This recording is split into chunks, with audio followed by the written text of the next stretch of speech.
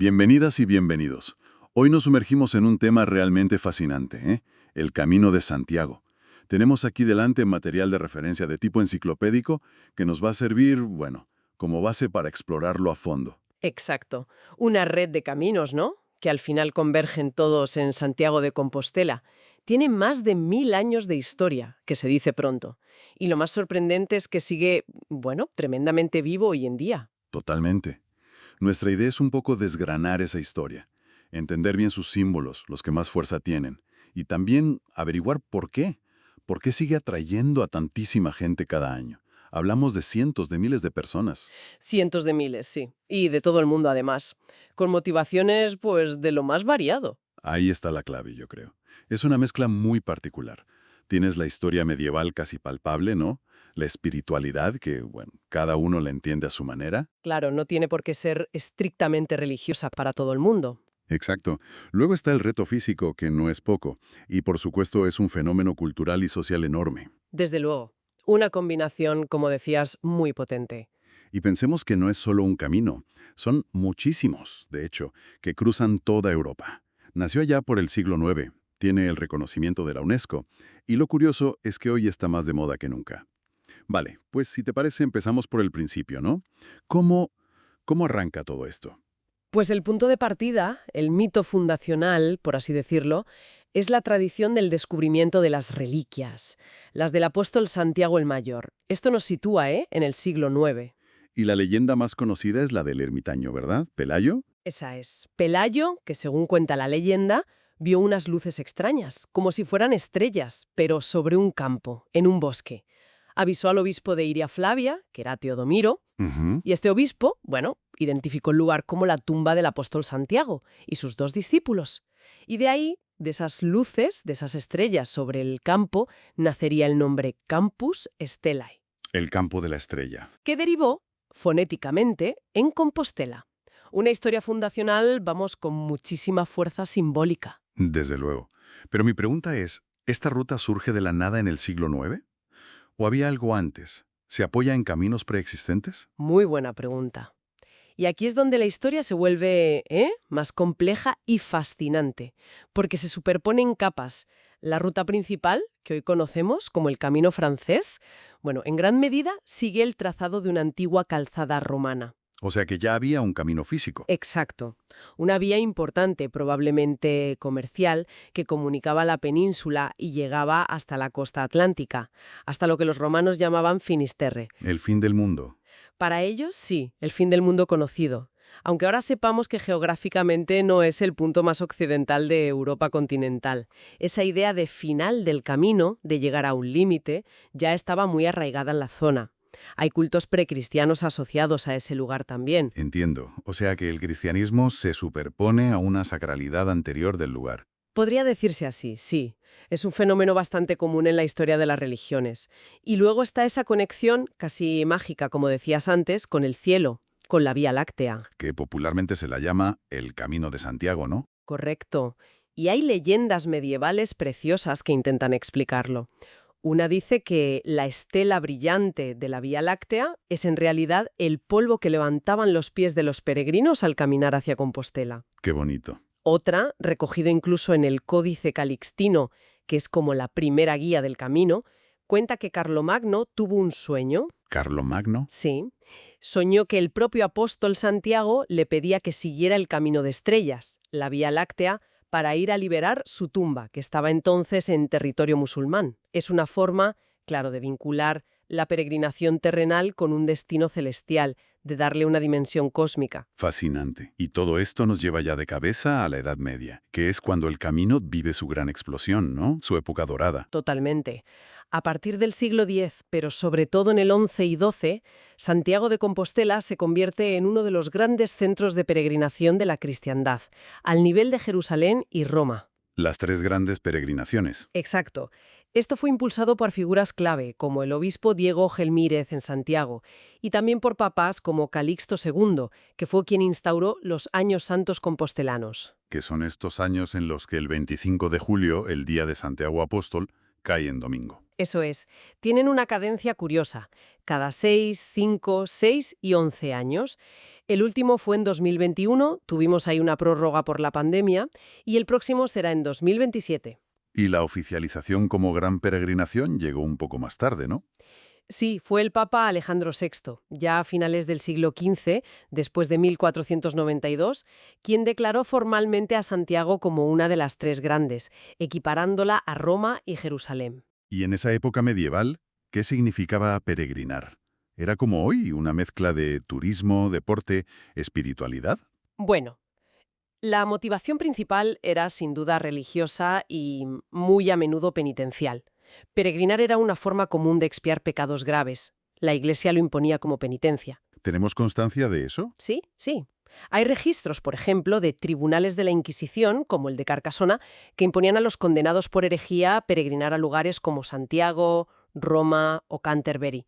Era una forma de redención pública y, bueno, muy dura. Entiendo. Pero solo como castigo eclesiástico. ¿O también civil? También se usaba como pena judicial en tribunales civiles para ciertos delitos. De hecho, ha pervivido hasta hace relativamente poco una tradición curiosa en Flandes. Ah, sí, cuenta. Pues consistía en liberar a un preso al año, pero con la condición de que peregrinara a Santiago. Eso sí, cargado de cadenas y vigilado por guardias. Vamos, que la idea del camino como castigo o redención estaba muy, muy arraigada. Increíble. Qué diferente a la percepción actual. Intentemos imaginar cómo sería caminar eso en el siglo XII o XIII. Hoy nos quejamos si el albergue está lleno o si llueve un poco, pero aquello debía ser otra dimensión de dificultad y peligro, ¿no? Sin duda, era un viaje largo, arduo, lleno de peligros, bandidos, enfermedades, el propio desgaste físico, pero precisamente por esa dificultad y por la importancia que adquirió, surgió una infraestructura de apoyo bastante sorprendente para la época. ¿Te refieres a los hospitales de peregrinos? Exacto. Una red de hospitales, aunque no debemos pensar en hospitales como los de hoy, sino más bien como hospederías, hospicios, lugares que ofrecían cobijo, algo de comida, cuidados básicos a los peregrinos. Nombres como el Hospital de Órbigo o el de Roncesvalles aún resuenan. ¿Y esta red, quién la financiaba? ¿Quién la gestionaba? No surgiría sola. No, claro. A menudo contaban con protección y financiación real de los reyes de los distintos reinos que atravesaba el camino. También eran muy importantes las órdenes religiosas y militares, como los templarios o los hospitalarios, que gestionaban muchos de estos centros. ¿Y figuras individuales? También hubo figuras de la nobleza, como una mujer llamada María Ramírez de Medrano en Navarra, que fundó hospitales y encomiendas para asegurar el paso seguro de los peregrinos por sus tierras. El propio camino se convirtió en un eje vertebrador, en un motor de desarrollo. Vicentín, más allá de lo puramente religioso o asistencial. Claro, impulsó, por ejemplo, el desarrollo del arte románico y luego el gótico. Las iglesias y catedrales del camino se construyeron pensando en acoger a grandes multitudes de peregrinos. Pensemos en Jaca, Fromista, León, Santiago. Arquitectura para las masas, podríamos decir. En cierto modo, sí. Y también generó una economía propia. Surgió un turismo temprano, con la venta de insignias, recuerdos, las famosas conchas de Vieira. Se asentaron artesanos y comerciantes extranjeros, los llamados francos, en los burgos que crecían al calor del camino. Francos, de Francia. No necesariamente solo de Francia, aunque muchos sí lo eran. Se llamaba francos a los extranjeros que venían de más allá de los Pirineos. Trajeron nuevas técnicas artesanales, dinamizaron el comercio y figuras como Santo Domingo de la Calzada dedicaron su vida a mejorar la infraestructura, construyendo puentes, reparando caminos. Fue un motor económico y cultural de primerísima magnitud para los reinos cristianos del norte de la península. Y de esa época nos quedan imágenes muy poderosas, ¿no? Pienso en la Catedral de Santiago, en el Pórtico de la Gloria y esa columna, el Parteluz. El Parteluz, sí, donde está la figura de Santiago sedente. Exacto, y la base de esa columna tiene las marcas, la piedra desgastada por millones y millones de manos de peregrinos que, al llegar, cumplían el ritual de apoyar ahí la mano. Es una imagen increíble, ¿verdad? El contacto físico con la meta, repetido siglo tras siglo, esa huella colectiva en la piedra. O las leyendas que surgen en ese contexto, como la de Santiago Matamoros a caballo, ayudando a los ejércitos cristianos en batalla. Un símbolo muy potente, claro, en el contexto de la Reconquista. Vamos ahora, si te parece, a los símbolos, porque muchos han llegado hasta nuestros días y son reconocibles al instante. El más icónico, no hay duda, es la concha de Vieira. Omnipresente.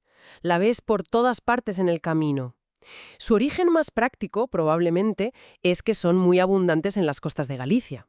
Era un recuerdo fácil de obtener al llegar al final, a Santiago, o incluso si se continuaba hasta Finisterre o Musía. Un souvenir natural, digamos. Algo así.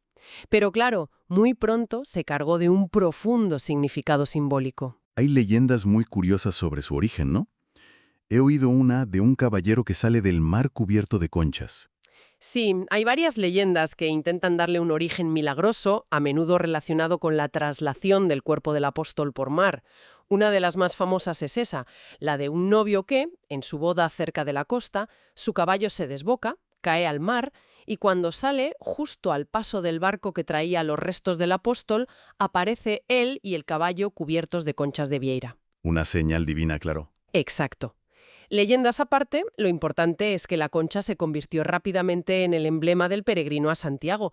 Era la prueba irrefutable de haber llegado.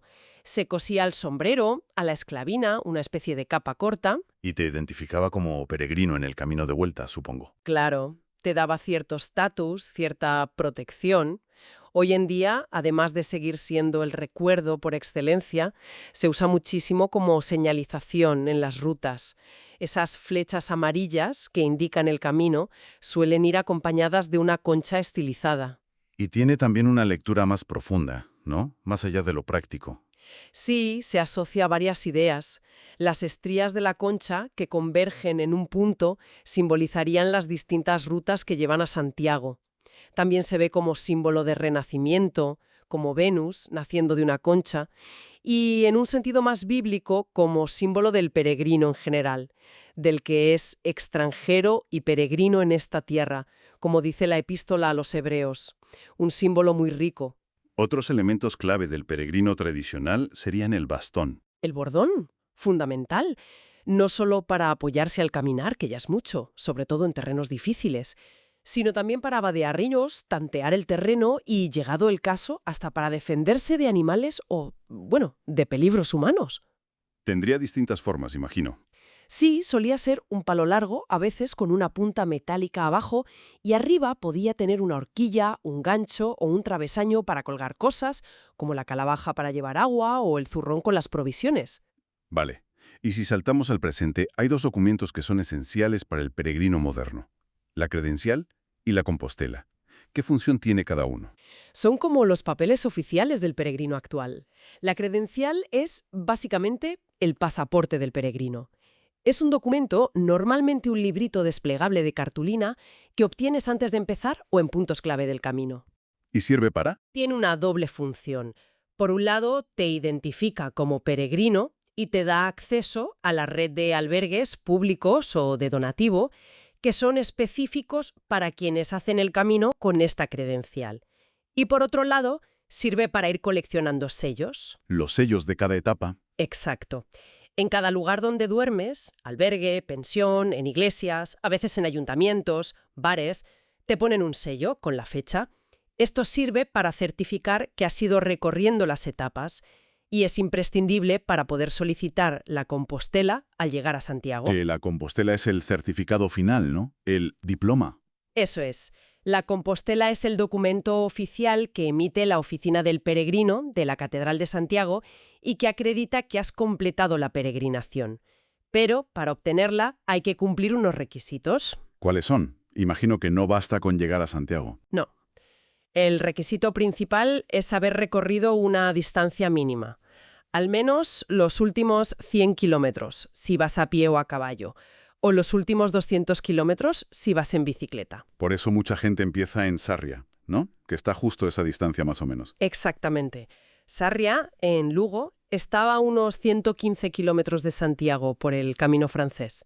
Es el punto de inicio más popular, con diferencia, porque permite cumplir el requisito mínimo en unas 5 o 6 jornadas y además está bien comunicado. Pero hay otro requisito, uno un poco más subjetivo, ¿verdad? El de la motivación. Cierto. Es un punto importante y a veces genera debate. Al solicitar la Compostela en la oficina del peregrino, te preguntan por tu motivación. Para recibir la Compostela tradicional, debes declarar que has hecho el camino con motivación religiosa o espiritual. O al menos, como dice la fórmula oficial, en actitud de búsqueda. Y si dices que lo has hecho solo por turismo, por deporte o por cultura, Pues en ese caso no te dan la Compostela como tal. Te pueden dar otro documento, un certificado de distancia, que acredita que has recorrido los kilómetros, pero no es la Compostela histórica, que tiene un texto específico en latín. ¿qué dice ese texto? Básicamente certifica que el peregrino ha visitado devotamente este sacratísimo templo con sentido cristiano, pietatis causa, es decir, vincula la peregrinación a una intención religiosa o espiritual. Entiendo la distinción. Y es interesante recordar que desde la Edad Media, y sigue vigente hoy, realizar la peregrinación a Santiago durante un año santo jacobeo concede la indulgencia plenaria, siempre que se cumplan, claro, las condiciones que establece la Iglesia: confesarse, comulgar y rezar por las intenciones del Papa. Es increíble cómo algunas cosas han perdurado tantos siglos. Y pensar que todo esto estuvo a punto de desaparecer. El camino tuvo siglos de profundo declive, ¿no? Sí, sí.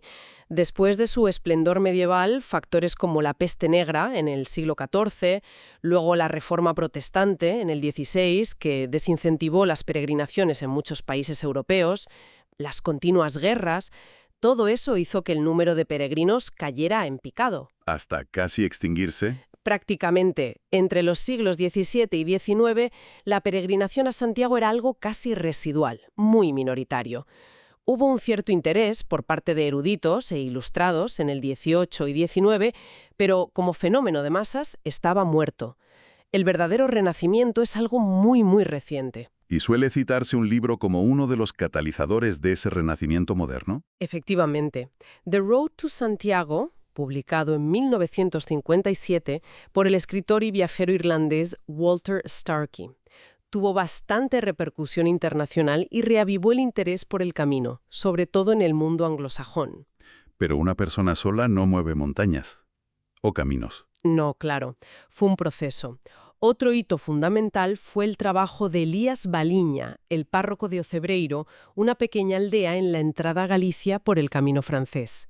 Él, en los años 70 y 80, se dedicó personalmente a investigar y a señalizar la ruta histórica con las famosas flechas amarillas. Las flechas amarillas son otro ícono del camino. Totalmente. Un símbolo humilde pero crucial.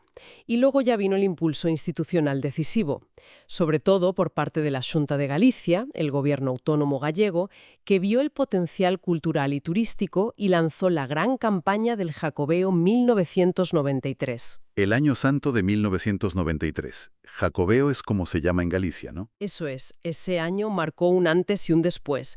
Se invirtió mucho en recuperar y señalizar rutas, en crear infraestructuras de acogida como los albergues públicos, y el resultado, bueno, ha sido espectacular. Las cifras hablan por sí solas. Son mareantes, la verdad. Piensa que en los años 80 apenas llegaban unos cientos, quizás un par de miles de peregrinos al año a Santiago con la Compostela. En 2017 se superaron los 300.000 y en 2024, según las estadísticas de la Oficina del Peregrino, se rozó el medio millón. Medio millón de personas. Es un fenómeno global imparable. Increíble el crecimiento. ¿Y quiénes son esos casi medio millón de personas que caminan hoy? Porque imagino que la imagen del peregrino medieval, con su bordón y su esclavina, ha cambiado un poco. Un poco, sí. Ha cambiado muchísimo. A ver, sigue habiendo peregrinos que lo hacen por una motivación estrictamente religiosa, por fe, por una promesa. Claro que sí. Pero hoy en día se suman muchísimas otras motivaciones. Por ejemplo, Pues muchísima gente lo hace como una experiencia de senderismo, de largo recorrido, por el contacto con la naturaleza. Otros buscan una pausa en sus vidas, un momento de desconexión del estrés diario, del trabajo, de la tecnología. una especie de retiro en movimiento. Algo así. También hay quien lo hace por un reto personal, físico o mental, superar una dificultad, encontrarse a sí mismo, otros por motivos culturales, históricos, o simplemente por la experiencia social, por conocer gente de todo el mundo, por el ambiente que se crea en los albergues. Un crisol de motivaciones, como decías antes. Totalmente. Y eso es quizá lo más fascinante del camino actual. esa convivencia en el mismo espacio físico, en la misma ruta histórica, de personas con búsquedas vitales tan diversas y que de alguna manera el camino parece ofrecer algo a cada una de ellas. Las estadísticas de 2024 que mencionabas lo reflejan bien. Casi la mitad, un 44%, son españoles, pero el resto viene de todas partes. Sí, Estados Unidos es el segundo país, con un 8%. Luego Italia, 6%, Alemania, Portugal, Francia, Reino Unido. Más de 180 nacionalidades registradas. Es realmente global. ¿Y qué rutas son las más populares hoy en día? El camino francés sigue siendo el rey indiscutible. Casi la mitad de los peregrinos que llegan a Santiago, un 47% en 2024, lo hacen por esta ruta. Es la más histórica, la mejor equipada en cuanto a servicios y albergues. Pero otras están creciendo mucho, ¿no? Muchísimo. El camino portugués, tanto su variante central desde Lisboa u Oporto, como sobre todo el camino portugués por la costa, han experimentado un auge tremendo. Juntos suman ya más de un tercio de los peregrinos, 19% el central, 15% el de la costa. ¿Y otros caminos? Pues el Camino del Norte, que recorre la costa cantábrica desde Irún, también tiene sus adeptos, aunque es menos transitado. Es muy bello paisajísticamente, pero más exigente en cuanto a desniveles y el clima puede ser más inestable. Este era el que se usaba para evitar la zona musulmana, ¿no? Exacto, tiene un origen histórico muy claro en los primeros siglos de la peregrinación. Luego está el Camino Primitivo, que parte de Oviedo. Considerado el más antiguo. El primero, sí, el que habría seguido el rey Alfonso II el Casto en el siglo IX para visitar la recién descubierta tumba. Es un camino espectacular por las montañas asturianas y gallegas, pero también muy duro. Y luego hay muchísimos más. La Vía de la Plata desde el sur, el Camino Inglés desde Ferrolo a Conoña, rutas que vienen de Madrid, de Valencia, incluso rutas internacionales como las polacas o centroeuropeas que enlazan con el francés. La red es enorme. Y la inmensa mayoría sigue prefiriendo hacerlo a pie, ¿no? Sí, de forma abrumadora. En 2024, el 93% de los que recogieron la Compostela lo hicieron a pie. La bicicleta es la segunda opción, con un 4,6%, y luego hay porcentajes muy pequeños a caballo, en silla de ruedas o incluso a vela, llegando a puertos cercanos. Para acoger a toda esta gente, sobre todo a los que van a pie y buscan algo económico, la red de albergues es absolutamente clave. Fundamental. Es la columna vertebral del alojamiento en el camino. Son alojamientos sencillos, funcionales, al estilo de los albergues juveniles o los gîtes d'étape franceses.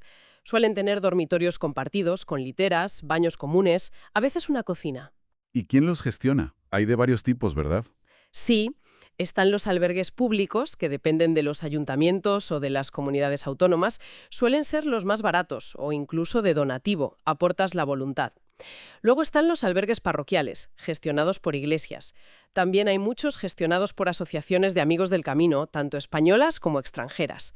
Y, por supuesto, cada vez más, albergues privados, que suelen ofrecer algo más de comodidad a un precio un poco mayor. E incluso monasterios que acogen peregrinos. Sí, algunos monasterios históricos en la ruta, como el de San Julián de Samos, en Lugo, mantienen esa tradición de hospitalidad y tienen albergues.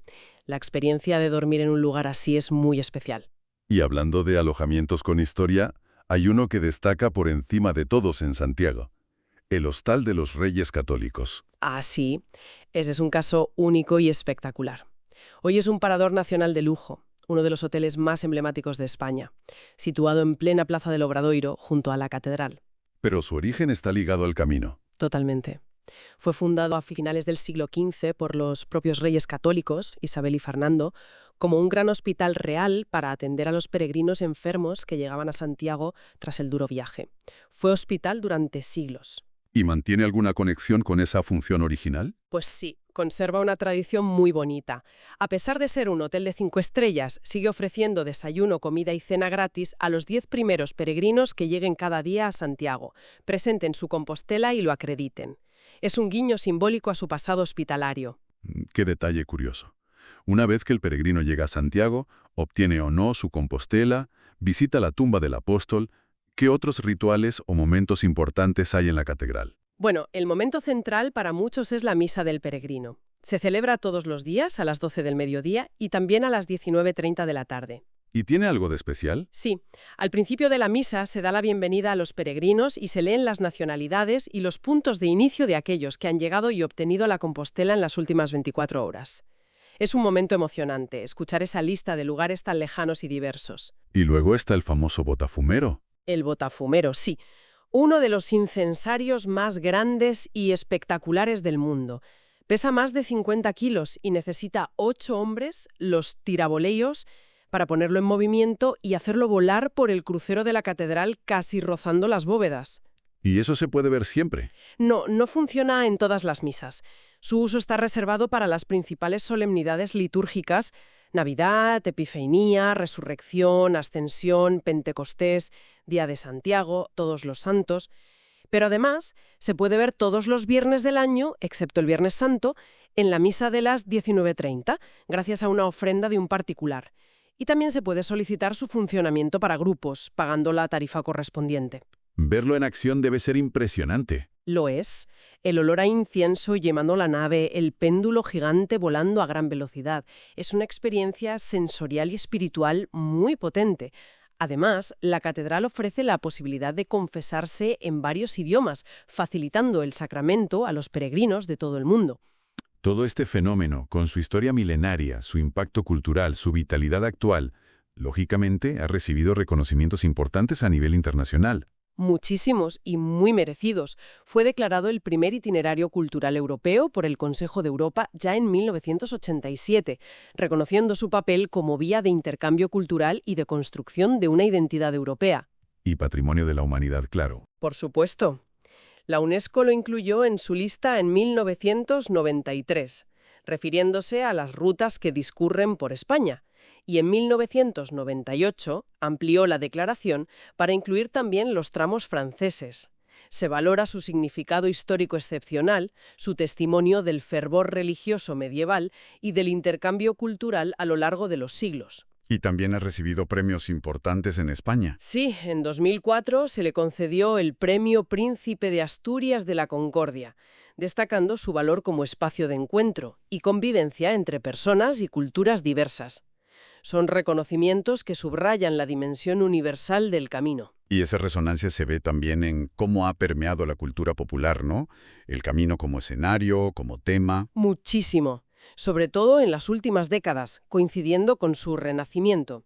En el cine, por ejemplo, hay películas muy diferentes que lo tienen como telón de fondo o protagonista. ¿Cuáles destacarías? Pues mira, desde la visión muy personal y surrealista de Luis Buñuel en La Vía Láctea, ya en 1969, que es una reflexión sobre la herejía a través de dos peregrinos, hasta éxitos más recientes que capturan esa búsqueda moderna de sentido, como The Way, El Camino, dirigida por Emilio Estevez y protagonizada por su padre, Martin Sheen. Esa tuvo mucho impacto, ¿verdad?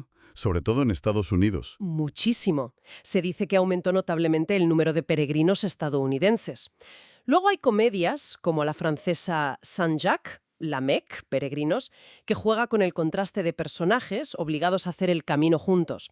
E incluso documentales muy interesantes como Walking the Camino, Six Ways to Santiago, que sigue a varios peregrinos con motivaciones muy distintas. Y no solo cine. Series de televisión también lo han tocado. Sí, aparecen episodios de series de viajes como las de Rick Steves o Simon Reeve. La BBC hizo una serie llamada Pilgrimage, donde personajes famosos recorrían rutas de peregrinaje incluyendo el camino. Y curiosamente, hasta en series de ficción como The Trip to Spain con Steve Coogan y Rob Brydon, o incluso en un spin-off de The Walking Dead, Daryl Dixon, que tiene escenas ambientadas en Francia cerca de rutas jacobeas. Curioso. ¿Y en la literatura? También ha dejado una huella importante. Quizás el libro más influyente a nivel global sea El peregrino de Compostela, Diario de un mago, de Paulo Coelho, de 1987. Aunque es una visión muy particular, muy esotérica, tuvo un impacto enorme en popularizar el camino, sobre todo en Latinoamérica y entre buscadores espirituales alternativos. Y más recientemente, el libro de Hape Kerkeling. Exacto.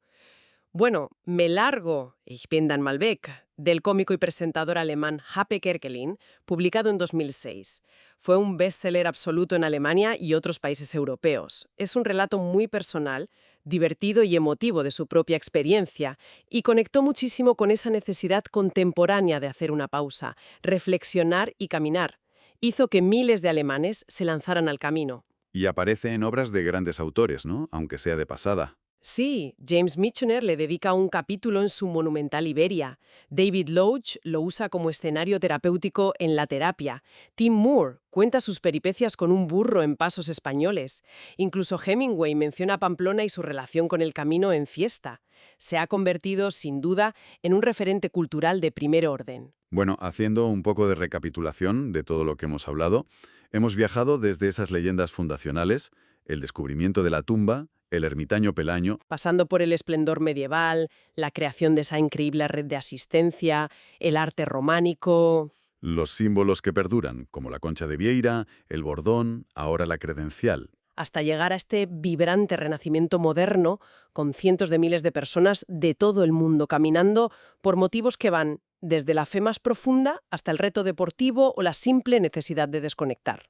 Es una historia fascinante, la verdad. Lo es, porque el camino es al final muchísimas cosas a la vez. Es historia tangible que pisas a cada paso, es naturaleza cambiante, es un desafío físico importante, es un lugar de encuentro con gente muy diferente y también un encuentro con uno mismo. Es espiritualidad, sí, pero entendida de 1000 formas distintas. Y su capacidad para seguir siendo relevante hoy. Eso es lo más notable, yo creo, su capacidad de adaptación, de ofrecer algo significativo a personas tan diferentes en épocas tan distintas. Ha sobrevivido a guerras, pestes, cambios religiosos, al olvido. Y aquí está, más vivo que nunca. Se reinventa constantemente sin perder su esencia. Y todo esto nos deja quizás una pregunta final para reflexionar.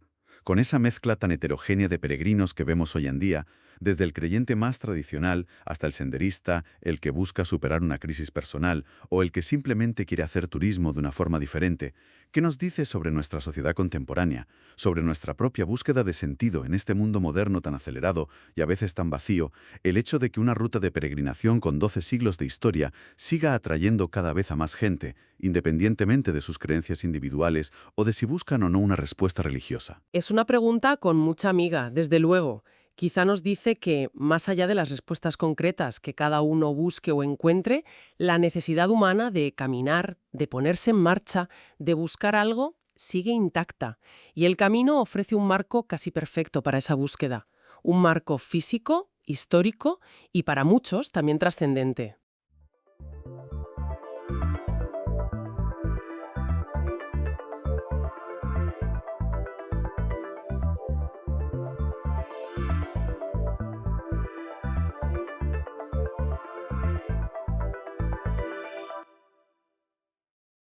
Bienvenida, bienvenido. Hoy nos metemos de lleno en una obra que literalmente cambió el mapa del mundo, el Canal de Panamá.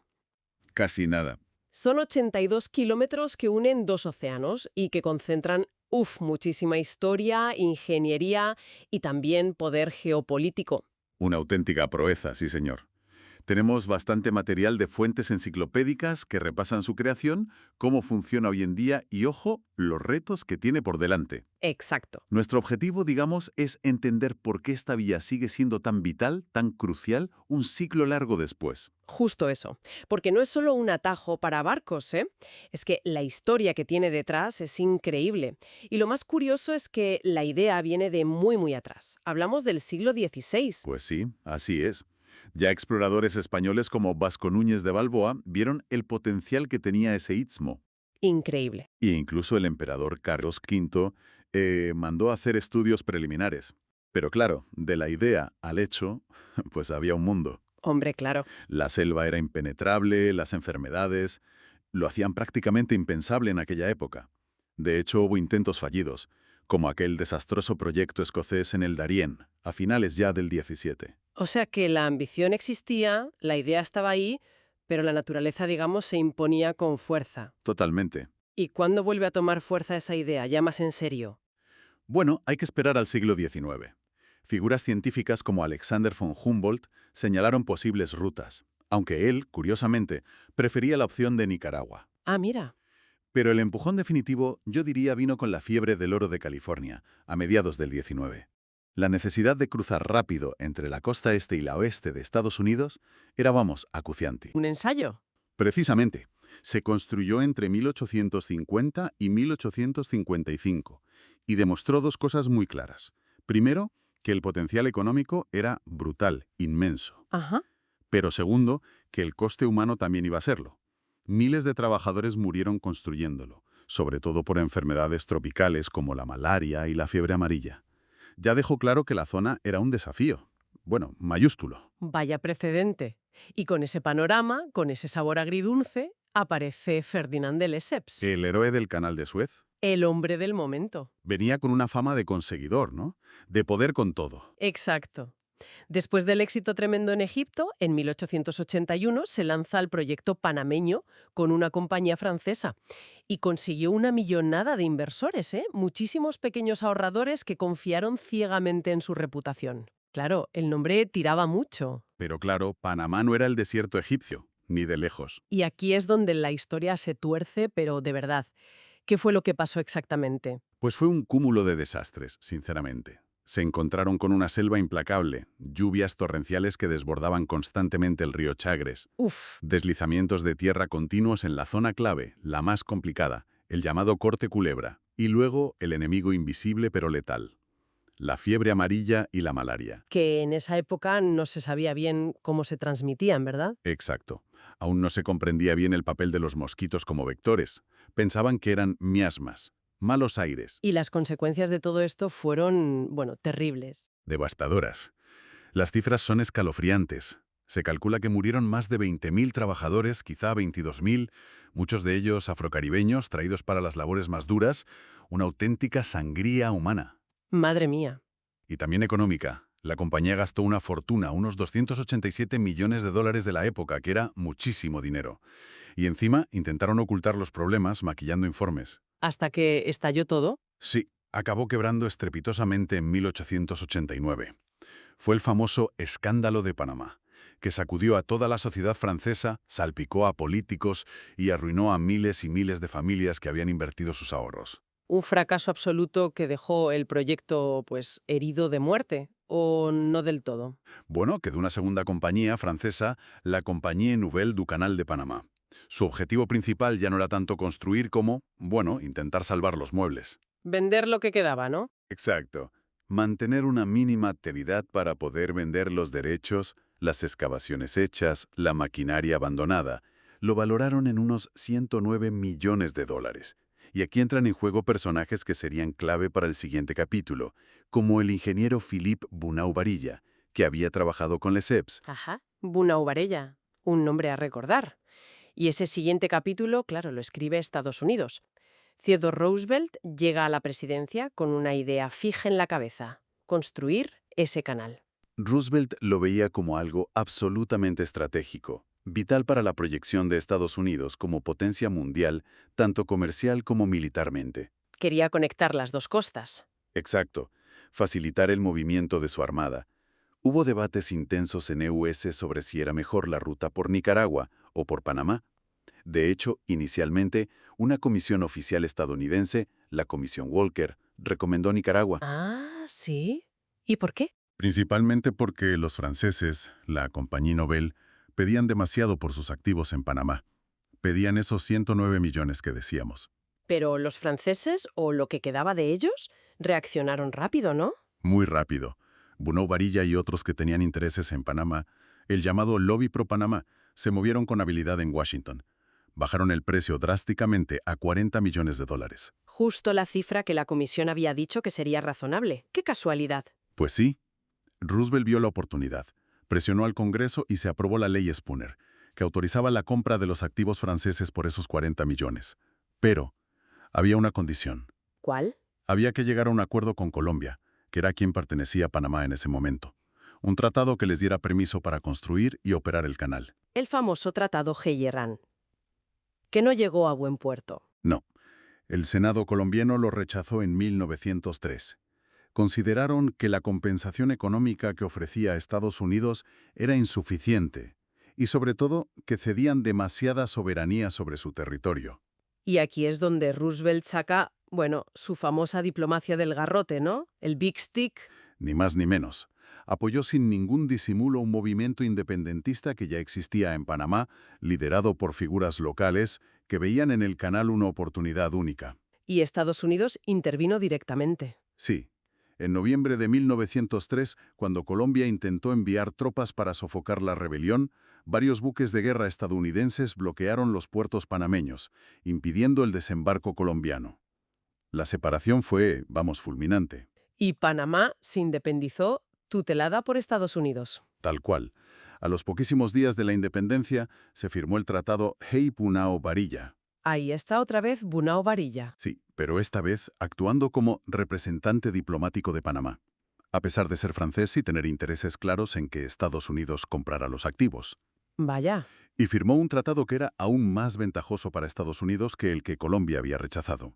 Les daba a perpetuidad el control sobre una franja de 10 millas de ancho, la futura zona del canal, a cambio de $10 millones y una anualidad de 250.000.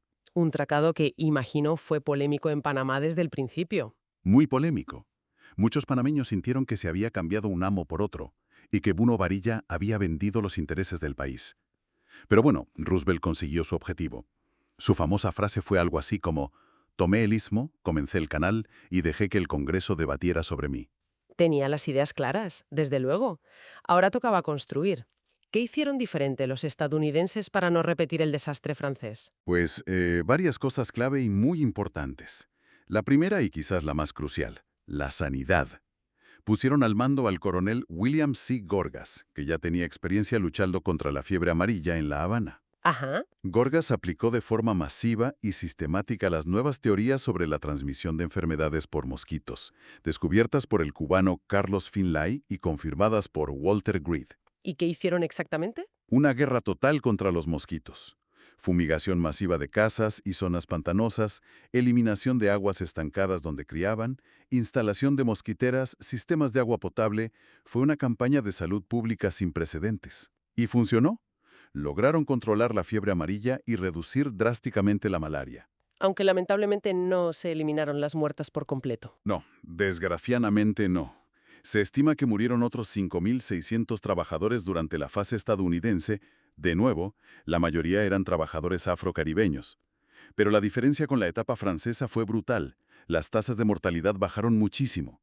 Vale, la sanidad fue clave. ¿Qué más? Segundo, la ingeniería. Aquí hubo un cambio de enfoque fundamental. El primer ingeniero jefe estadounidense, John Frank Stevens, un tipo con mucha experiencia en ferrocarriles, descartó la idea original francesa de un canal a nivel del mar. ¿Por qué? A priori parece más lógico, ¿no? Sin esclusas. Stevens, tras estudiar el terreno, vio que era inviable, o al menos enormemente costoso y peligroso, principalmente por dos razones: las crecidas impredecibles y violentas del río Chagres. Que ya habían dado problemas a los franceses. Exacto. Y los continuos deslizamientos de tierra en el corte Culebra. Excavar hasta el nivel del mar en esa zona era una pesadilla geológica. Así que propuso una solución diferente y, la verdad, genial: ¿Cuál fue? el sistema de esclusas. La idea era no bajar al nivel del mar, sino subir los barcos, represar el río Chagres con una enorme presa, la presa de Gatún, para crear un gigantesco lago artificial, el lago Gatún, a unos 26 metros sobre el nivel del mar. Ah, y que los barcos navegaran por ese lago. Eso es, se creaba el lago artificial más grande del mundo en ese momento, y se reducía enormemente la cantidad de tierra que había que excavar, sobre todo en el dificilísimo corte Culebra. Los barcos subirían al lago mediante esclusas en un extremo y bajarían por otras esclusas en el otro. Una solución muy ingeniosa, la verdad. Y también se dice que Stevens mejoró mucho las condiciones de los trabajadores. Sí, él entendió que para que la obra funcionara, la moral y las condiciones de vida eran fundamentales. Mejoró los alojamientos, la comida, construyó hospitales, escuelas, lugares de ocio y, sobre todo, reconstruyó y modernizó totalmente el ferrocarril de Panamá. Era esencial para sacar la ingente cantidad de tierra excavada y para transportar materiales y personal.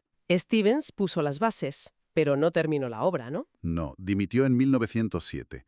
Le sucedió el mayor George Washington Goethals, del Cuerpo de Ingenieros del Ejército de Estados Unidos. Goethals impuso una disciplina más militar y llevó el proyecto hasta su finalización, utilizando maquinaria pesada estadounidense a una escala nunca vista hasta entonces. ¿Qué tipo de maquinaria? Excavadoras de vapor gigantescas, dragas enormes, grúas potentísimas, trenes con vagones especiales. Una demostración de poderío industrial. Y a pesar de todo, el corte Culebra siguió siendo un hueso duro de roer, ¿verdad? El gran desafío hasta el mismísimo final. Los deslizamientos de tierra eran continuos. A veces enterraban las vías del tren y la maquinaria. Hubo que excavar y excavar sin parar. Pero la potencia de la maquinaria y la organización casi militarizada lograron vencerlo. Y finalmente llegó el día. Sí. En agosto de 1914, el vapor SS Ancón realizó el primer tránsito oficial de océano a océano. Fue un momento histórico. Aunque la inauguración oficial se vio un poco eclipsada porque acababa de estallar la Primera Guerra Mundial en Europa, ¡Qué curioso! ¿Y el coste total para Estados Unidos? pues se estima en casi 500 millones de dólares de la época, incluyendo los 40 millones pagados a los franceses y los 10 a Panamá. Una suma astronómica. Una obra faraónica completada, sin duda. Explícanos brevemente, para quien no lo sepa, cómo funciona exactamente ese sistema de esclusas que idearon. Es básicamente como un ascensor de agua para barcos gigantes. Imagina un barco que entra por el lado Atlántico. Vale. Primero pasa por las esclusas de Gatún. Son 3 cámaras o escalones consecutivos. El barco entra en la primera cámara, se cierran las compuertas y se llena de agua por gravedades del lago Gatún. El barco sube. Pasa a la segunda cámara, se repite el proceso, y luego a la tercera. Al final, ha subido unos 26 metros y está al nivel del lago Gatún. Y una vez en el lago. Navega unos 37 kilómetros a través del lago Gatún, luego atraviesa el Corte Culebra, que son unos 13 kilómetros más de canal excavado, y después empieza a bajar. ¿Cómo baja? Primero pasa por la esclusa de Pedro Miguel, que tiene un solo escalón, y lo baja unos 9 metros. Navega un poquito por el lago Miraflores, y finalmente pasa por las esclusas de Miraflores, que tienen 2 escalones más, y lo dejan ya a nivel del Océano Pacífico. ¿Y cuánto dura todo el proceso? Pues normalmente entre 8 y 10 horas más o menos. Y comentabas antes que consume muchísima agua dulce. Una barbaridad, sí. Cada tránsito en las esclusas originales, las que se inauguraron en 1914, consume unos 200 millones de litros de agua dulce, que viene de los lagos Gatún y Alajuela y que acaba vertiéndose al mar. Por eso el tema del agua es tan crítico para el canal. Claro. Y esas esclusas originales definieron un tamaño estándar de barco, los famosos Panamax. Exacto. Las cámaras medían unos 33,5 metros de ancho, 110 pies, y unos 305 metros de largo, 1000 pies. Si un barco era más ancho o más largo, simplemente no cabía. Durante décadas, muchísimos buques de carga, petroleros, etcétera, se diseñaron justo para ajustarse a ese tamaño máximo. ¿Y cómo se pagan los peajes? ¿No será barato cruzar? No, para nada. Los peajes varían mucho según el tipo de buque, su tamaño, medido en distintas unidades según se aporta contenedores de pasajeros, etcétera, y la carga que lleve. Pueden ser cientos de miles de dólares, incluso millones para los más grandes. Aunque hay un récord curioso por lo bajo, ¿no? Sí, el peaje más bajo registrado fue de 36 centavos de dólar. Lo pagó un aventurero estadounidense llamado Richard Halliburton en 1928, que cruzó el canal a nado. Ah, nado. Hay gente para todo. Bueno, durante décadas Estados Unidos controló férreamente el canal y la zona del canal, esa franja de territorio. Pero eso, lógicamente, generó roces con Panamá. Sí, la tensión fue creciendo con los años. La zona del canal funcionaba casi como un territorio estadounidense dentro de Panamá. Tenían sus propias leyes, policía, tribunales. Muchos panameños lo sentían como una ocupación colonial, una herida en su soberanía. ¿Y hubo protestas? Sí, hubo varias protestas y reclamaciones a lo largo de los años, pero el punto de inflexión, el momento clave, fueron los disturbios del llamado Día de los Mártires, en enero de 1964. ¿Qué ocurrió? Empezó por una disputa sobre si se podía izar o no la bandera panameña junto a la estadounidense en una escuela de la zona del canal. La cosa escaló, hubo enfrentamientos entre estudiantes panameños y residentes estadounidenses, intervino la policía de la zona y el ejército de EU. El resultado fue trágico. Murieron unos 22 panameños y 4 soldados estadounidenses. Eso tuvo que tener consecuencias graves. Gravísimas. Panamá rompió relaciones diplomáticas con EU. Quedó claro que la situación era insostenible. Ese evento fue el catalizador definitivo para empezar a negociar un nuevo estatus para el canal. Lo que llevó finalmente a los tratados Torrijos-Carter. Exacto. Tras años de negociaciones muy complejas, en 1977 el presidente de Estados Unidos, Jimmy Carter, y el líder de Panamá, el general Omar Torrijos, firmaron 2 tratados. Uno establecía la neutralidad permanente del canal y el otro, el más importante, fijaba la entrega total del canal y la eliminación de la zona del canal a Panamá el 31 de diciembre de 1999 al mediodía. Un hito histórico para Panamá, me imagino. Sin duda, la culminación de décadas de lucha por la soberanía. Y desde esa fecha, el canal lo gestiona la Autoridad del Canal de Panamá, la ACP, una entidad estatal panameña. ¿Y cómo les ha ido desde entonces? ¿Han gestionado bien el canal? Pues los datos y la opinión generalizada indican que muy bien. Han demostrado ser muy eficientes, han mantenido e incluso mejorado los índices de seguridad y los tiempos de tránsito. Han gestionado el canal de forma profesional y rentable para el país. Pero el mundo seguía cambiando, ¿no? El comercio mundial crecía y los barcos también. Exacto. Los barcos eran cada vez más grandes, superando con creces el tamaño Panamax, los llamados Post-Panamax y Super Post-Panamax, y el canal se estaba quedando pequeño, perdiendo competitividad en algunas rutas. Lo que nos lleva, claro, a la gran expansión del canal. Un proyecto colosal, una obra de ingeniería comparable casi a la construcción original. Fue aprobado por los panameños en un referéndum en 2006 y se inauguró en 2016, tras casi una década de trabajos. ¿Y en qué consistió exactamente? Básicamente construyeron un tercer juego de esclusas, mucho más grandes, en paralelo a las originales, tanto en el lado Atlántico, las esclusas de Agua Clara, como en el Pacífico, las esclusas de Cocolí. ¿Cuánto más grandes? Ahí nacen los Neopanamax. Muchísimo más grandes. Las nuevas cámaras miden 55 metros de ancho, frente a 33,5, y 427 metros de largo, frente a 305. Esto permite el paso de buques enormes, los llamados Neopanamax, que pueden llevar hasta 3 veces más carga que un Panamax. Prácticamente duplicó la capacidad del canal, ¿no? Sí, duplicó la capacidad en términos de tonelaje que puede pasar, y abrió el canal a segmentos del mercado que antes no podían usarlo, como los grandes buques portacontenedores que dominan las rutas Asia-costa este de EUSV, y muy importante también, los grandes metaneros que transportan gas natural licuado, GNL. Y estas nuevas esclusas, además, tienen una tecnología interesante para ahorrar agua, ¿cierto? Porque el agua ya empezaba a ser un tema preocupante. Así, eso es fundamental. Las nuevas esclusas utilizan un sistema de tinas de reutilización de agua. Son como unos enormes depósitos situados al lado de cada cámara de la esclusa. ¿Y cómo funcionan? Pues en lugar de vaciar toda el agua de la cámara al mar o al siguiente nivel, cada vez que baja un barco, parte de esa agua se desvía por gravedad a estas tinas laterales. Hay 3 tinas por cámara a distintos niveles. Cuando hay que volver a llenar la cámara para que suba otro barco, primero se usa el agua almacenada en las tinas y solo se necesita rellenar el resto con agua fresca del lago. Entiendo. ¿Y cuánto ahorran? Se calcula que reutilizan hasta el 60% del agua en cada esclusaje. El resultado es que, aunque las nuevas esclusas son mucho más grandes que las viejas, consumen aproximadamente un 7% menos de agua por tránsito. Una adaptación clave, porque como decíamos, el agua se ha convertido en el gran, bueno, el talón de Aquiles del canal, parece. El cambio climático está afectando mucho. De forma muy directa y preocupante, sí. Las sequías en la región del Istmo de Panamá son cada vez más frecuentes e intensas, y eso provoca que baje el nivel de los lagos artificiales, Gatún y Alajuela, que son los que alimentan de agua dulce al canal. ¿Y sin agua suficiente? No se puede operar a plena capacidad. En 2023 la situación fue especialmente crítica. El nivel del lago Gatún bajó tanto que la ACP tuvo que imponer restricciones muy severas.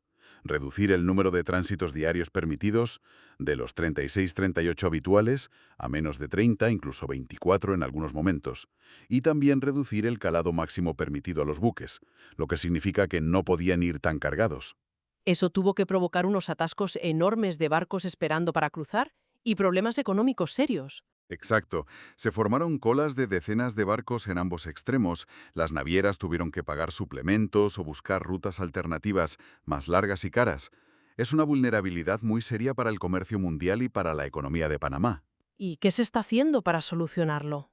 Pues la ACP está estudiando y planeando la construcción de un nuevo embalse gigante en una cuenca hidrográfica cercana, la del río Indio, para tener más reservas de agua dulce. Pero es un proyecto carísimo, se habla de miles de millones de dólares, y muy complejo social y ambientalmente, porque implicaría desplazar comunidades y afectar ecosistemas. Un desafío enorme. Aparte del tema del agua, ¿hay otros desafíos ambientales importantes? Sí, claro.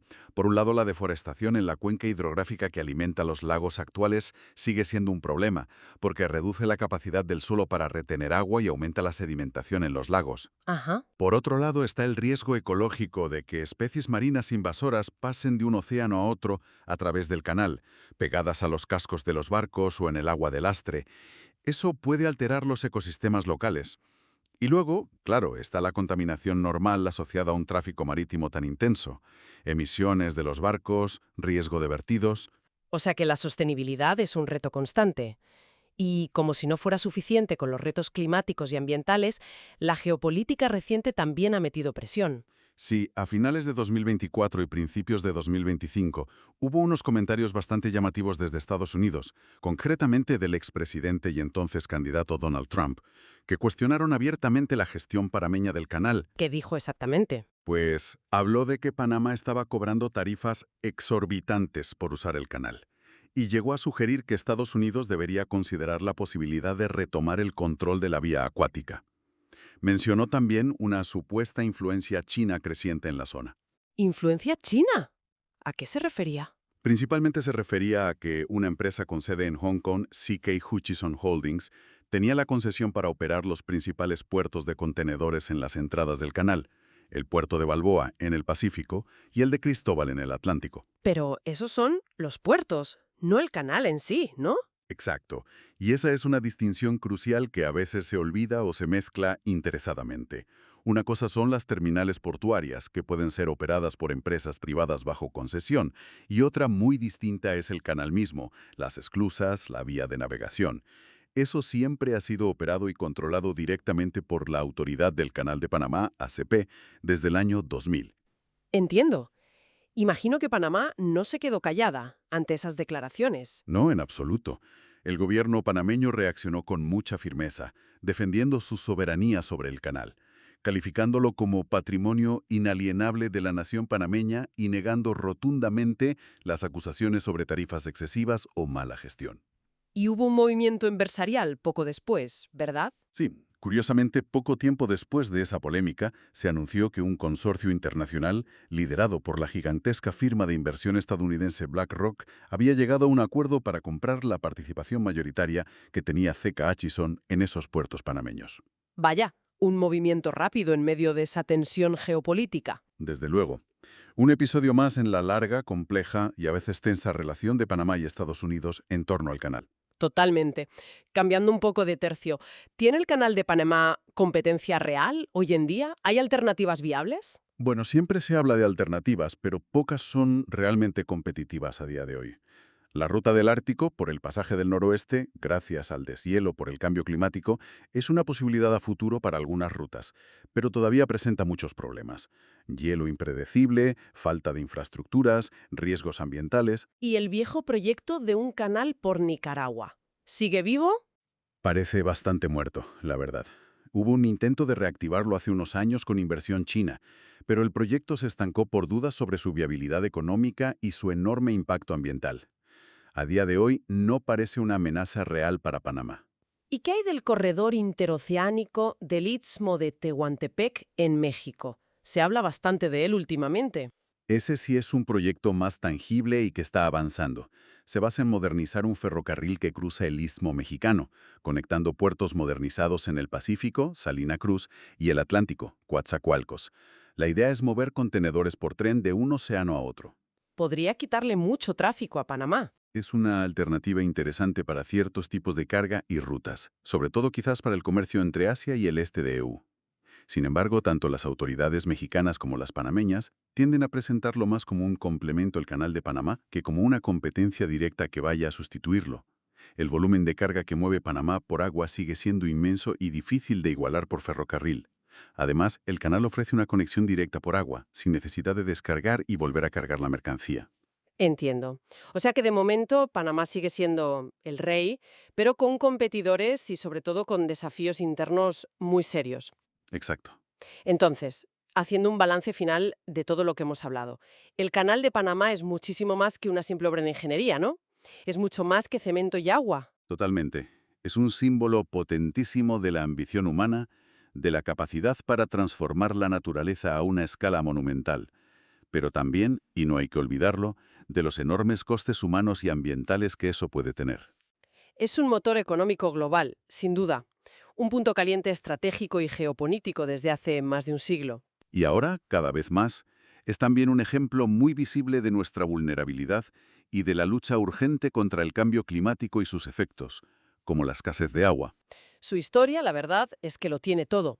Desde los sueños de los conquistadores y el desastre humano y financiero francés, Pasando por el triunfo ingenieril y la demostración de poderío estadounidense, la larga y digna lucha panameña por recuperar su soberanía. hasta los desafíos actuales, con el agua, el clima, la competencia, la geopolítica, es una historia que sigue muy viva. Y esa historia se sigue escribiendo cada día. Con cada barco que cruza esas esclusas, el canal se enfrenta a los mismos desafíos de siempre, pero magnificados por el contexto actual. Asegurar el recurso vital que es el agua, adaptarse a un comercio mundial y a un clima que cambian a una velocidad vertiginosa y mantener su relevancia estratégica en un mundo cada vez más complejo. Lo que nos deja pensando inevitablemente, con el clima global tan alterado y las rutas comerciales buscando siempre mayor eficiencia, pero también mayor resiliencia ante las crisis, ¿cómo logrará esta maravilla de la ingeniería, ya centenaria, seguir siendo clave en el futuro? ¿Podrá Panamá encontrar el equilibrio, dificilísimo seguro, entre satisfacer la sed insaciable de agua del canal, las necesidades de su propia población y la protección de sus valiosos ecosistemas? ¿Todo ello sin perder su lugar privilegiado en el gran tablero del comercio mundial? Son preguntas abiertas y cruciales.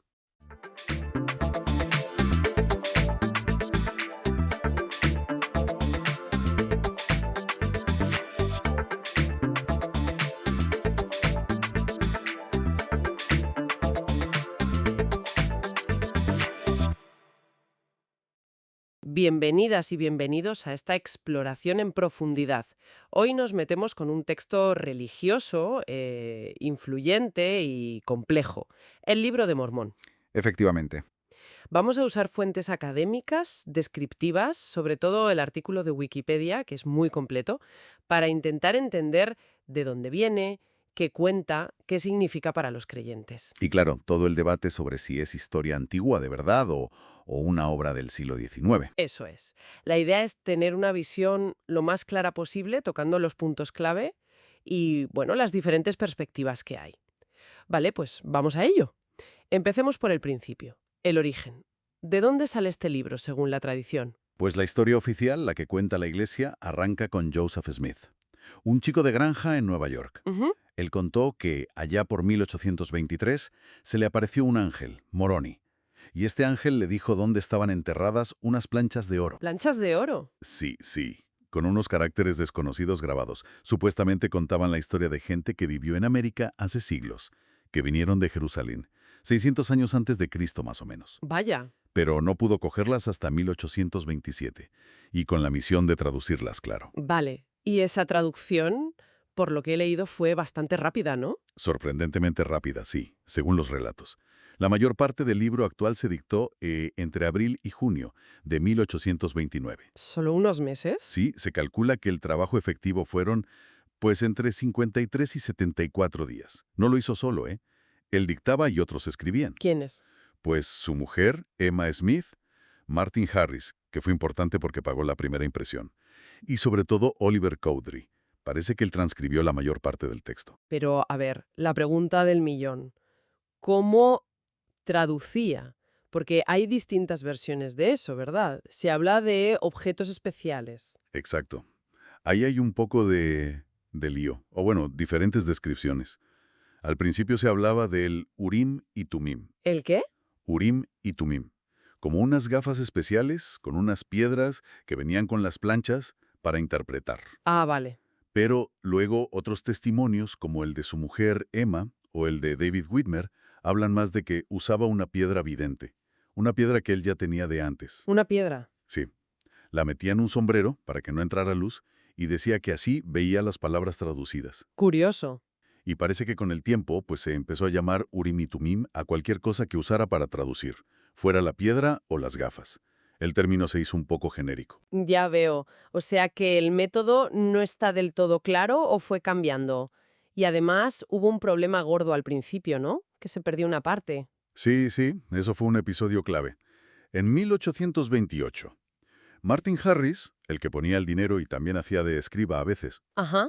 le insistió mucho a Smith para llevarse las primeras 116 páginas. Quería enseñárselas a su mujer, que no se fiaba un pelo. Uf, mala idea. Pues sí, Smith al final cedió, con reparos, y Harris las perdió.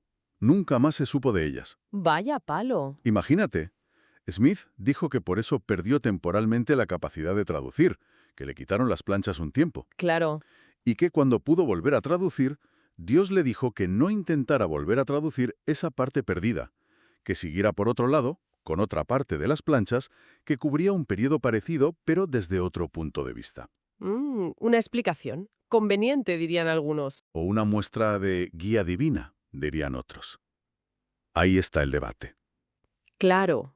Y para compensar un poco la falta de esas páginas y, bueno, el hecho de que las planchas originales no se enseñaban al público, se incluyeron testimonios en el libro. Justo, para reforzar la idea de que eran reales. Está en el testimonio de 3 testigos. Que eran Cowdery, Whitmer y Harris, los más cercanos. Esos son. Ellos dijeron que vieron las planchas en una visión que se las enseñó un ángel. Una visión. Sí. Y luego está el testimonio de 8 testigos.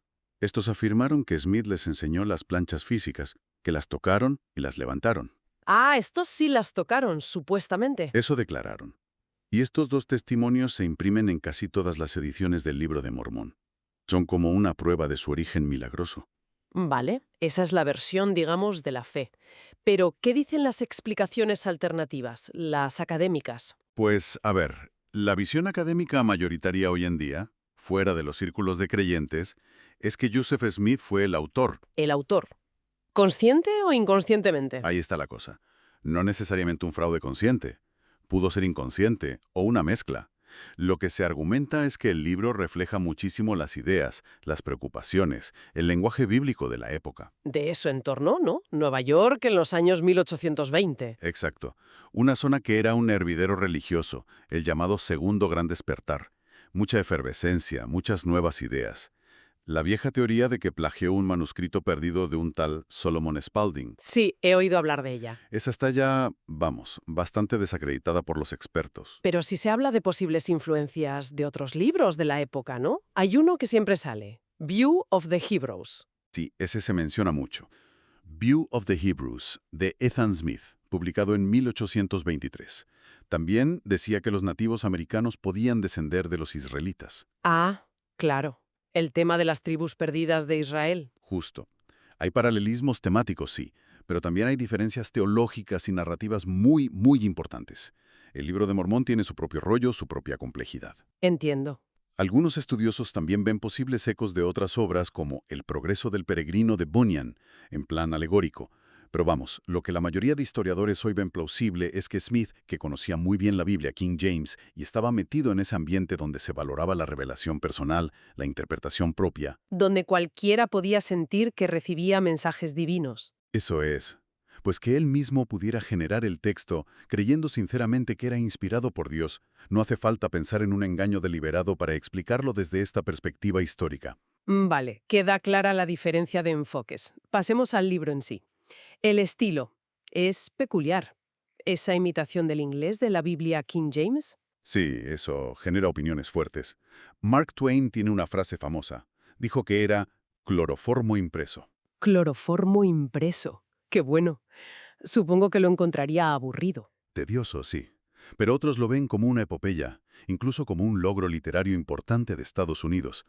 Es el lenguaje antiguo, pues o te echa para atrás o le da un aire solemne, depende de quién lo lea. Más allá del estilo, lo que a mí me parece súper interesante es cómo está construido. No es un relato lineal y ya está. Para nada. Es una de sus características más curiosas, yo creo. Se presenta como una compilación, como si fuera una edición de registros antiguos escritos en planchas por distintos narradores. Personajes dentro de la historia. Exacto. Nefi, Mormón, Moroni. Y estos personajes a menudo hablan directamente de que están escribiendo, de que están resumiendo otros textos, de cómo conservar los registros. O sea, que el libro habla sobre sí mismo. ¿Sí? Tiene una autoconciencia sobre su propia condición de texto que es muy llamativa, casi posmoderna, dirían algunos, para ser un libro de principios del 19. Y aparte de la historia, hay mucha doctrina, muchos sermones, ¿no has dicho? Muchísima, una barbaridad. Más del 40% del libro son sermones, discursos, enseñanzas, que se atribuyen a los profetas de la historia o incluso a Jesucristo cuando aparece. Más del 40%. Eso es mucho. Sí, sí. Le da un peso teológico enorme. Formalmente, pues se organiza en libros más pequeños. Libro de Nefi, libro de Alma, etc. Casi todos siguen un orden cronológico. Casi todos. Hay excepciones. Las palabras de Mormón, que es como un comentario del editor, de Mormón, y el libro de Éter, que cuenta la historia de un pueblo anterior, los Jareditas. Ese rompe la cronología. Vale, pues hagamos un resumen rápido de la trama, para situarnos. Empieza en Jerusalén, ¿no? Correcto. Hacia el 600 a.C. Un profeta, Leí, recibe un aviso. Jerusalén va a ser destruida. Así que coge a su familia y se van, ¿A dónde? a una tierra prometida en América. Cruzan el mar y llegan. Pero pronto, sus descendientes se dividen. ¿Los nefitas y los lamanitas? Esos son. Y gran parte del libro es la historia de estos dos pueblos. Sus ciclos de fe, de guerras, de apostasía. Los nefitas suelen aparecer como los buenos, los civilizados, aunque también meten la pata. ¿Y los lamanitas como los malos, los salvajes? Generalmente sí, aunque es más complejo. Pero esa dicotomía ha dado lugar a muchas interpretaciones, claro. Sobre todo raciales, Ya. Y el momentazo del libro es la visita de Jesucristo. sin duda. Es el clímax total. El libro de Tres Nefi cuenta que Cristo, después de resucitar, se apareció en América. ¿E hizo lo mismo que en Judea? Pues enseñó su evangelio, curó enfermos, hizo milagros, estableció su iglesia allí. Es el corazón teológico y narrativo del libro. ¿Y después de eso qué pasa? Pues hay un periodo de paz, casi 200 años de armonía, pero al final la gente vuelve a las andadas, la sociedad se corrompe. Lo típico. Sí, un patrón que se repite. Y acaba todo en una guerra final brutal. Los nefitas son exterminados por los lamanitas allá por el 400 después de Cristo. ¿Qué final más trágico? Sí. Y antes de ese final, meten el libro de Éter, que te decía antes. Cuenta la historia de los Jareditas, otro grupo que llegó a América mucho antes, desde la Torre de Babel, Y les pasa lo mismo. prácticamente. También tienen su auge y su caída por conflictos internos. Refuerza esa idea cíclica de la historia que tiene el libro. Y al final del todo queda Moroni, el hijo de Mormón, el compilador principal, que es el último nefita. Exacto. Él termina el registro, escribe unas últimas palabras y entierra las planchas, las que luego encontraría Joseph Smith. Vale, trama más o menos clara. ¿Y las grandes ideas teológicas? La centralidad de Cristo ya le hemos dicho. Es que es la clave, por eso el subtítulo. Otro testamento de Jesucristo. Los profetas del libro hablan de él siglos antes de que naciera. Son como cristianos antes de Cristo. Curioso concepto. ¿Sí? Y su visita después de resucitar es la prueba definitiva. Otro concepto fundamental es el plan de salvación. ¿Qué es eso exactamente? Pues la visión mormona de ¿para qué estamos aquí? La vida es una prueba. La caída de Adán y Eva no fue un desastre, sino un paso necesario para tener cuerpo físico, poder elegir, el albedrío y experimentar gozo. Una visión bastante positiva de la caída, ¿no? Sí, comparada con otras tradiciones. Y la solución para la muerte y el pecado es la expiación de Cristo. A través de la fe, el arrepentimiento, el bautismo y otras ordenanzas se puede volver a Dios. También has mencionado antes algo de revelación dialógica. ¿A qué te referías? Ah, sí. Aquí en el libro se ve mucho cómo la gente le pregunta cosas a Dios y Dios responde directamente. Solo a los profetas. No. La idea es que esa comunicación es accesible a cualquiera, no solo a los líderes. Y las respuestas pueden ser sobre temas espirituales profundos o sobre cosas súper prácticas. ¿Cómo qué? Pues cómo construir un barco para cruzar el mar o qué táctica militar seguir en una batalla. Esa idea de revelación continua y personal es muy importante en el mormonismo. Entendido. Y luego está esa idea teológica que suena bastante particular, la de la inversión apocalíptica. ¿Puedes explicar eso? Sí, es un tema fuerte y muy distintivo del libro de Mormón. Profetiza que aunque los gentiles... Que se suelen interpretar como los europeos, los blancos. Exacto. Aunque ellos conquistarían América y oprimirían a los descendientes de los lamanitas, que se ven como los indígenas americanos, Ujú. llegaría un día en que esos descendientes aceptarían el evangelio restaurado, Florecerían como la rosa, dice, y serían ellos los que liderarían la construcción de la Nueva Jerusalén, la Sión, en América. ¡Ostras! ¿Y qué pasa con los gentiles? Pues tendrían la opción de arrepentirse y unirse a ellos, o serían destruidos. Es un vuelco total de la situación. Algunos estudiosos ven esto, e incluso la propia historia del fracaso final de los nefitas, que eran los privilegiados, Ya. como una crítica, quizá inconsciente, al colonialismo y el racismo que había en la época de Smith. Muy interesante esa lectura. Vale. Tenemos el contenido, las ideas. ¿Qué supuso este libro para los primeros seguidores? ¿Y cómo se ve hoy? Para los primeros santos de los últimos días fue, vamos, la bomba. Era la prueba de que Joseph Smith era un profeta de verdad, como los de la Biblia. La prueba física, las planchas, aunque no las vieran. Bueno, y el libro mismo. Confirmaba la Biblia, daba respuestas a debates teológicos que les preocupaban mucho y sobre todo señalaba que Dios estaba restaurando su iglesia verdadera y que la segunda venida de Cristo estaba cerca. Les dio una identidad muy fuerte. Totalmente. Se convirtió en el pilar de su fe. Smith lo llamó el libro más correcto sobre la tierra, la piedra angular de su religión.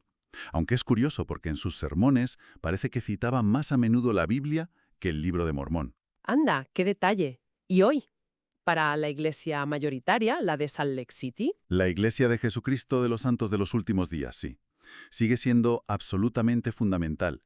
Es uno de sus 4 libros canónicos, junto a la Biblia, Doctrina y Convenios y la Perla de Gran Precio. y lo usan mucho para predicar, ¿no? Muchísimo.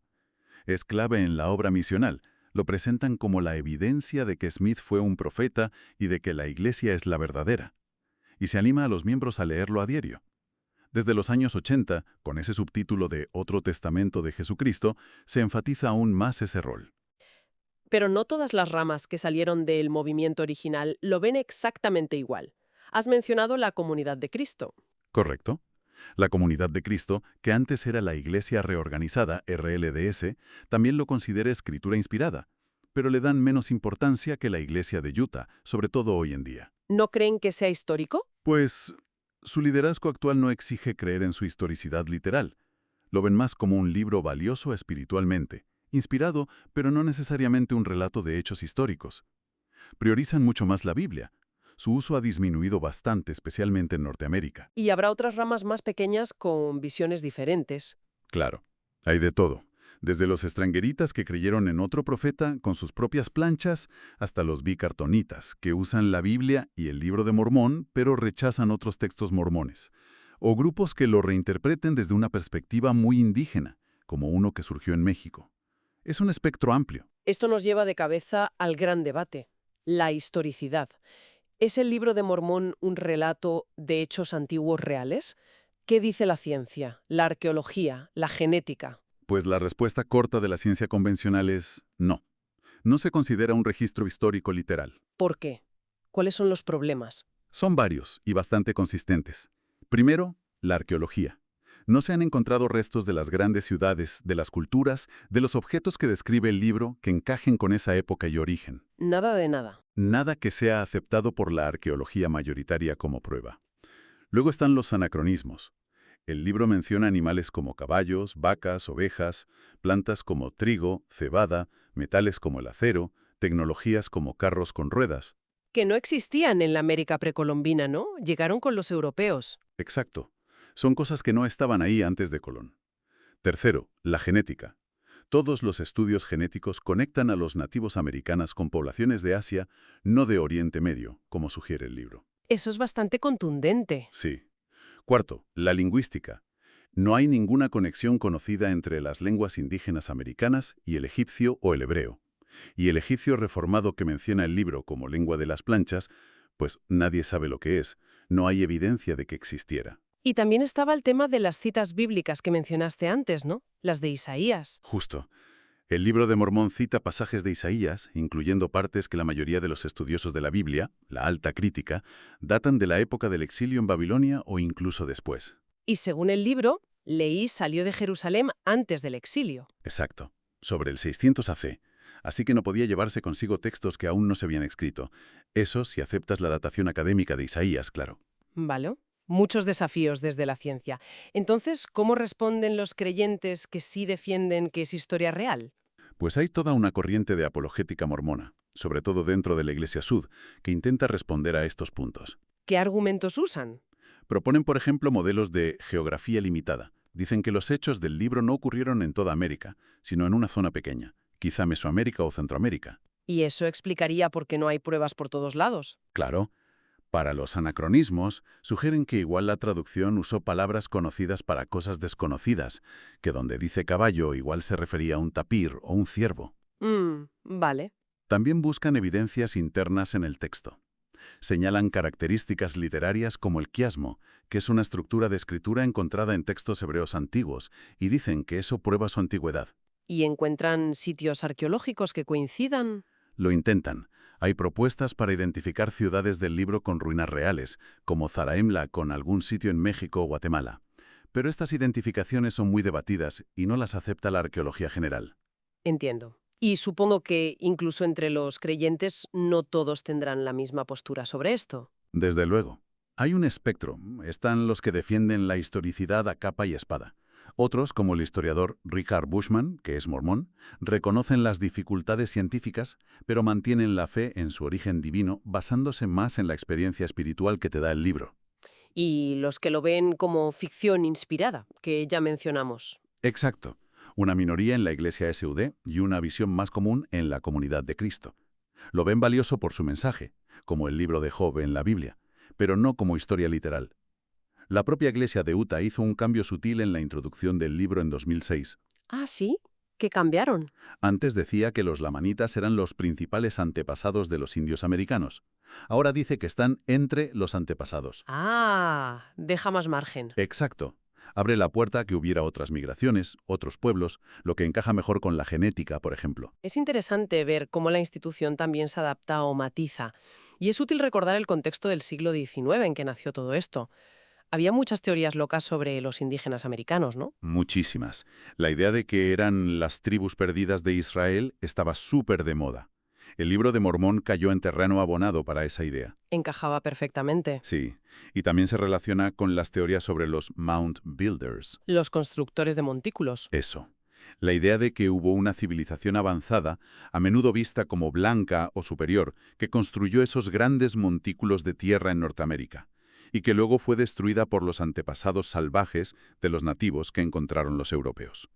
El libro de Mormón, con su historia de nefitas civilizados destruidos por lamanitas, resonaba con esa narrativa, aunque se debate si la apoya o la complica. Y algunos historiadores, has dicho, lo leen incluso como una especie de protesta social de su tiempo. Sí, gente como Nathan Hatch argumentan que las fuertes condenas del libro contra la desigualdad, el orgullo de los ricos, la corrupción de las élites, eran un reflejo de las tensiones sociales de la América de Andrew Jackson. La democracia jacksoniana. Exacto.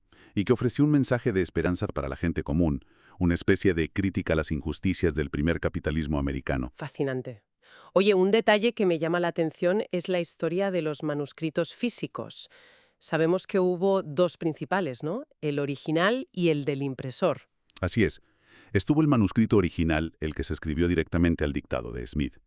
De ese queda poco, como un 28%, porque se dañó con la humedad. ¡Qué pana! Sí. Y luego está el manuscrito del impresor, que era una copia hecha a mano del original. Se hizo para llevarla a la imprenta de forma más segura y limpia. Y ese sí se conserva entero. Ese sí, es la copia completa más antigua que tenemos. Y fíjate si será importante que la Iglesia SVD se lo compró a la Comunidad de Cristo en 2017. ¿Ah, sí? ¿Y se sabe por cuánto? Por $35 millones. 35 millones. ¡Jo! Tela. Eso sí que demuestra el valor que le dan, simbólico y práctico. Desde luego. Y desde esa primera edición de 1830 ha habido muchísimos cambios en las ediciones posteriores. Cambios en el texto. Algunos menores, correcciones de erratas, pero sobre todo en el formato, para que fuera más fácil de leer y estudiar. ¿Cómo qué? Pues la división en versículos cortos, eso lo hizo Orson Pratt en 1879. El formato a doble columna, las notas a pie de página, los índices temáticos, todo eso se ha ido añadiendo en las ediciones del siglo XX y XXI. Para hacerlo más manejable. Claro. Y como decíamos, distintas ramas de la Iglesia y editoriales académicas o privadas publican sus propias versiones. Y su alcance es mundial, ¿eh? Está traducido total o parcialmente a más de 112 idiomas. Impresionante. Y el libro ha trascendido el ámbito puramente religioso, ¿no? Ha saltado a la cultura popular. Sí, sí. Ha inspirado mucho arte visual, pinturas, ilustraciones desde el siglo XIX y luego en cine y teatro. Hay películas. Hay varias, algunas producidas por la propia iglesia SUD, como una llamada The Testaments, y también películas independientes como The Book of Mormon Movie, que intentó adaptar la historia pero no tuvo mucho éxito. Y luego está el musical de Broadway. Un exitazo mundial, aunque hay que decir que, aunque se llama así, realmente va sobre dos misioneros mormones modernos en Uganda. Es una sátira, muy crítica y divertida, pero no adapta el libro en sí. Ya, usa el nombre y el contexto. Eso es. Y más recientemente, la Iglesia Sud está haciendo un esfuerzo grande en vídeo, ¿no? Sí, están produciendo una serie de videos de bastante calidad, los llaman Book of Mormon Videos. Dramatizan las historias del libro capítulo a capítulo. ¿Para qué? Para hacerlo más visual, más accesible. Supongo que sí, para llegar a nuevas generaciones, para usar en clases en casa. Es una forma de acercar esas narrativas complejas de una manera más directa. Bueno, pues creo que hemos hecho un buen repaso. Hemos tocado el origen, con esas historias sobrenaturales y los debates académicos, el contenido, que es denso, narrativo, teológico. Muy complejo, sí. Hemos visto lo que significa para distintas ramas del movimiento, desde la piedra angular hasta algo más simbólico. Y hemos abordado el tema peliagudo de la historicidad, con los argumentos de un lado y del otro. Es que es un texto que sigue muy vivo, ¿eh? Genera fe, genera identidad para millones, pero también genera controversia académica, debate histórico, reflexión personal. Desde luego. Encapsula muchas tensiones que son muy actuales. La relación entre historia y fe, entre revelación divina y creación humana. ¿Cómo se construye la autoridad de un texto sagrado? Totalmente. Y nos deja ahí una pregunta flotando, ¿no? Más allá de si los hechos que cuenta pasaron literalmente o no, ¿cómo influye la propia naturaleza de un texto así? ¿A qué te refieres? Pues eso, que sea una compilación con distintas voces dentro, con una historia de transmisión complicada, con siglos de interpretaciones. ¿Cómo todo eso afecta a la manera en que una comunidad hoy en día lo considera sagrado o auténtico o verdadero? Es una buena pregunta. Da para pensar, ¿verdad? Una reflexión que va más allá del libro de Mormón en sí y que quizás podemos dejar ahí para seguir dándole vueltas.